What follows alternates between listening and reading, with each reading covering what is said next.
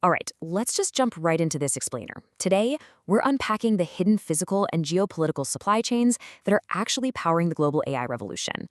We're looking at a wildly fascinating intersection: the frantic race for artificial intelligence, the very real physical dirt and minerals required to build it, and the incredibly high stakes diplomacy that's somehow holding it all together. And to kick things off, we start our journey with a startling, honestly almost philosophical divide right at the very top of the tech world.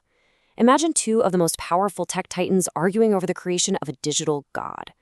As recounted by Elon Musk in our source material, he and his former close friend, Google founder Larry Page, had some deep fundamental disagreements about AI safety. According to Musk, Page's vision was to push toward artificial general intelligence, essentially a digital god, as incredibly fast as possible. Musk felt this totally lacked the necessary caution, which set the stage for a massive ideological clash right at the genesis of the modern AI boom. So, here's our roadmap for this explainer.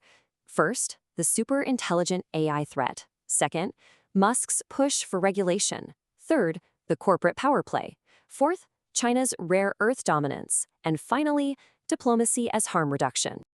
Okay, Section 1, the super intelligent AI threat, or what we can think of as the software war. The absolute crucial takeaway here is that AI isn't just your standard tech upgrade, like getting a better camera on your phone. It introduces a completely unpredictable civilizational threshold. Musk makes a great point. Human intelligence is our defining characteristic on Earth, right? We definitely aren't the strongest animals, we aren't the fastest, but we are the smartest. So what happens when something comes along in silicon form that is vastly smarter than the smartest human? We hit what's called the singularity. It's just like the center of a black hole. The physics of our future become literally impossible to predict once we cross that line. Now, what's really interesting is how Musk handles the pushback on this. During those intense debates with Larry Page about keeping humanity safe, Page reportedly called Musk a speciesist, basically accusing him of being biased toward human beings. And Musk's response? He humorously just owns it. He's like, yep, busted. I'm fully a speciesist. He firmly believes the incentives for creating AI absolutely must be pro-human, because if they aren't, we risk creating a profit-maximizing entity that just never stops, completely indifferent to whether we survive or not. And this really grounds the threat for us.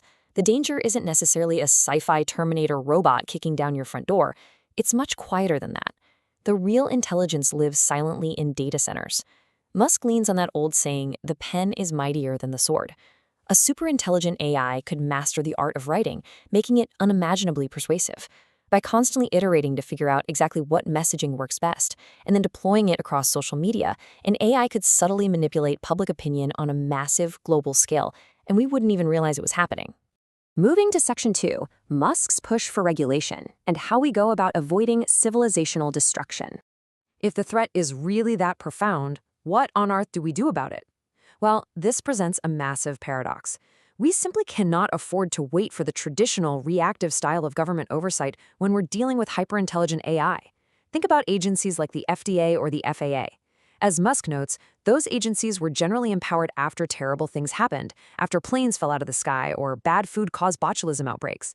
But with AI, if we wait for a catastrophic failure, it might literally be too late to implement safety checks because the AI might already be in control. We are forced to be proactive here. So, despite his reputation as a bit of a regulatory maverick, Musk actually outlines a very pragmatic, step-by-step game plan to wrangle the major tech monopolies toward pro-human incentives. First, form a dedicated group to truly understand the tech. Second, go out and gather industry feedback. Third, propose actual rules. And finally, bring the major AI players into gradual compliance. It's a systematic, thoughtful effort to ensure advanced AI actually benefits humanity, rather than just letting corporations completely cut corners on safety in a mad dash for dominance. Zooming out a bit now, Section 3, the corporate power play at the Beijing Summit. Because as we zoom out from the software itself, we realize that regulating AI requires intense physical leverage on the global stage. Just look at the sheer, overwhelming corporate firepower the U.S. brought to the Beijing Diplomatic Summit. This isn't just standard diplomacy, this is a massive show of American boardroom strength. When the U.S. traveled to China for the first major summit there since 2017, they didn't just bring a bunch of politicians. They brought the entire architecture of American capitalism.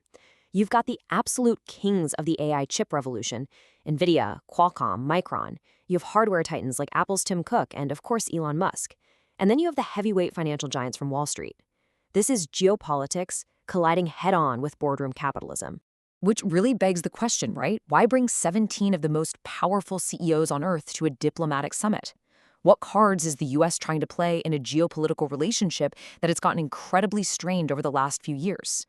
According to CBS News Analysis, the strategy is to use our immense corporate and semiconductor strength to somewhat disguise our other geopolitical weaknesses. By putting these specific CEOs front and center, the goal is to steer the intense negotiations away from those impossible existential issues, like Taiwan, and instead focus on transactional corporate deals where the US still holds some major leverage. And that brings us to Section 4, China's rare earth dominance and the harsh hardware reality. Because to really understand that US strategy, we have to look underground. We have to ask, can we even regulate AI if we don't control the physical stuff it's built out of? While Silicon Valley is busy debating open source code and AI ethics, the hardware is telling a completely different, much more secretive story. An AI algorithm doesn't just magically run on air, you know? It runs on physical semiconductors, built in physical foundries, using very specific raw materials. And if you don't control that hardware pipeline, you simply can't control the AI. Here is the brutal reality. China holds an absolute, undeniable choke point over the global economy and the entire AI supply chain. And their dominance isn't just that they dig rare earth minerals out of the ground. It's their total, complete control over the incredibly complex processing and refining of those minerals. These materials are literally the foundation for semiconductors and all modern electronics. And if you want proof of how much power this yields, when Beijing recently threatened export controls on rare earths, a Ford auto production line here in the US essentially ground to an immediate screeching halt. To put this physical reality into a relatable perspective, an F-35 fighter jet requires a staggering 900 kilograms of these rare earth minerals. 900 kilos, just for one jet. This bridges the gap perfectly between consumer tech and sheer military survival. Nuclear submarines require even more than that. This is exactly why access to these specific minerals should frankly terrify policymakers. It's not just about making sure your smartphone gets a slightly faster AI assistant. It is entirely about dual-use technology and the foundation of national defense.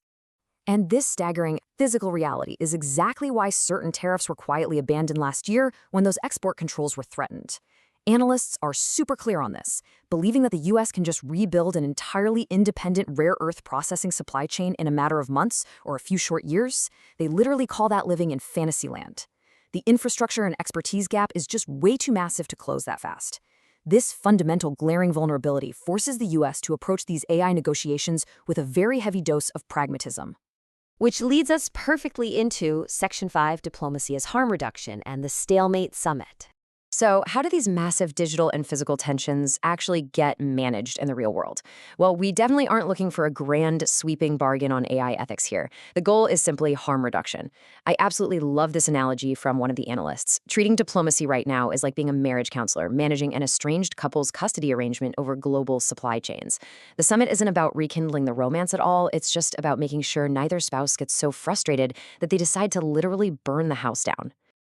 Both superpowers are locked in this incredibly tense stance, desperately trying to feed their own AI ambitions while aggressively guarding their vulnerabilities. The US is pushing its massive corporate leverage to secure stable, transactional deals and maintain market stability. Meanwhile, Beijing absolutely needs those high-end NVIDIA chips to fuel its own AI revolution, but they are acutely aware that they cannot afford to become permanently hooked on a US-controlled tech ecosystem. Both sides hold incredibly powerful cards, and both sides are heavily exposed. Ultimately, extending this very uneasy status quo might just be the safest path forward to avoid any existential geopolitical flare-ups over Taiwan or tech dominance. Experts are actually calling this the Stalemate Summit. And frankly, a stalemate is exactly what you want right now. When the stakes involve superintelligent AI and absolute control over global military hardware, lowered expectations is a feature, for sure, not a bug. So I want to leave you with this final thought. If a stalemate and lowered expectations are our absolute best diplomatic tools right now, is this fragile balance actually enough to keep humanity safe in the fast-approaching age of hyper-intelligent AI? We started this explainer with Elon Musk warning about an unpredictable digital god, and we've ended up in the very physical, gritty reality of underground mines and tense boardroom negotiations. Because as the code gets smarter and the minerals get scarcer, who is truly in control of our future? Thanks so much for joining me for this explainer, and keep questioning the algorithms that shape your world.